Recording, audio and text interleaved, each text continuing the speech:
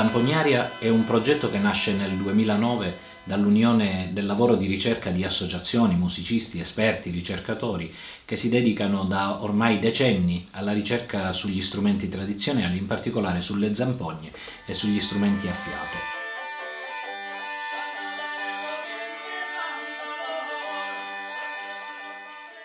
Ha un sottotitolo: Il mondo della zampogna tra uomini e suoni. Queste sono le caratteristiche di cui ci occupiamo principalmente: l'uomo e la musica.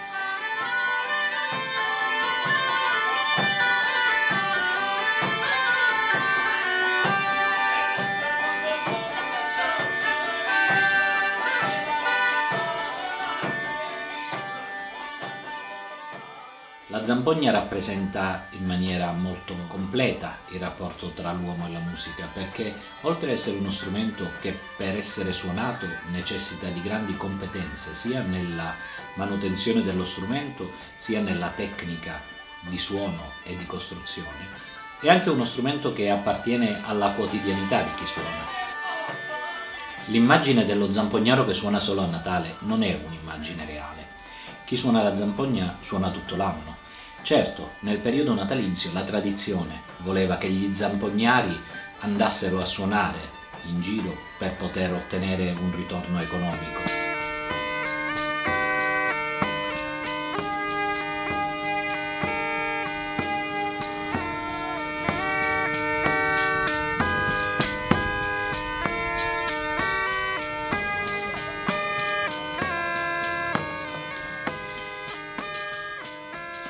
Ma oggi lo zampognaro non è più quello dei primi del Novecento, della fine dell'Ottocento, anche quello fino agli anni 50-60, non lo aspettavano per le novene, lo aspettavano nel periodo di Natale, in alcune zone anche in altri periodi.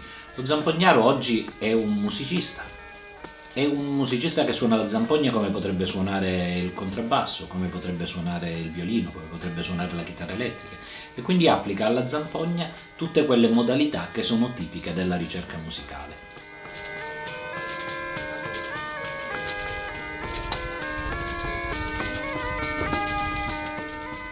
La zampogna è un aerofono a sacco, è uno strumento che contiene una quantità di conoscenze, di saperi e di competenze che difficilmente si possono riscontrare in un altro strumento. È uno strumento che richiede anche tempi diversi dalla musica a cui siamo abituati.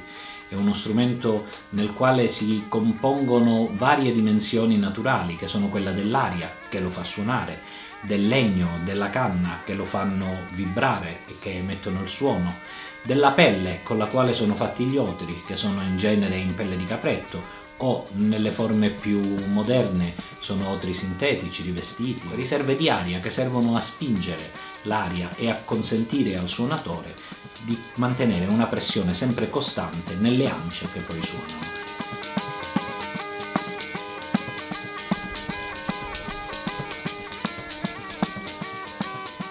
Nella mostra che noi ogni anno portiamo in giro per l'Italia, portiamo una quantità di strumenti che sono strumenti viventi, che sono strumenti che possono tranquillamente uscire dalla teca e suonare, perché sono strumenti utilizzati regolarmente nella nostra attività musicale.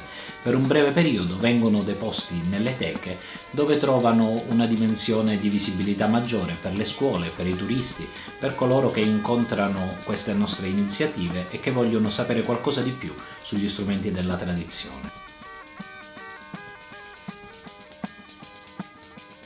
Una magnifica iniziativa che tiene insieme storia, tradizioni, religione, miti, culture popolari, e credo che sia il modo giusto per fare cultura, recuperare, rinsaldare la memoria e la tradizione di un territorio, di una comunità.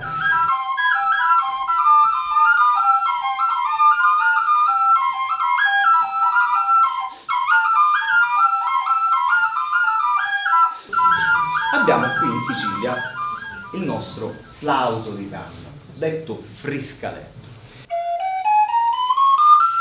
È realizzato con un segmento di canna di Arundo Donax, la canna che riusciamo a trovare ovunque, anche ai bordi delle autostrade. Una volta che si realizza il segmento, che si crea l'imboccatura, si crea la finescella e si scanala la parte interna in maniera tale che il flusso dell'aria venga proprio sparato sulla finestrella e venga tagliato, chiudendo tutto quanto, quindi facendo finta che noi abbiamo i fori tutti chiusi. Per accordare la prima nota si amplia il foro, diciamo, interno della parte degli altri. Alla mostra di strumenti tradizionali sono affiancate delle visite guidate e delle lezioni concerto. Cerchiamo di fare conoscere la zampogna quale strumento complesso, quale strumento che necessita di particolari abilità e tecniche, sia manutentive che esecutive, per poter suonare. È una cosa che ci sta particolarmente a cuore, perché siamo convinti che se i giovani conoscono la tradizione possono cercare anche loro di viverla, di interpretarla, di farsene non portavoci di un mondo che non c'è più, ma musicisti o comunque appassionati, interessati di strumenti che rappresentano una grande parte della nostra cultura e della nostra tradizione.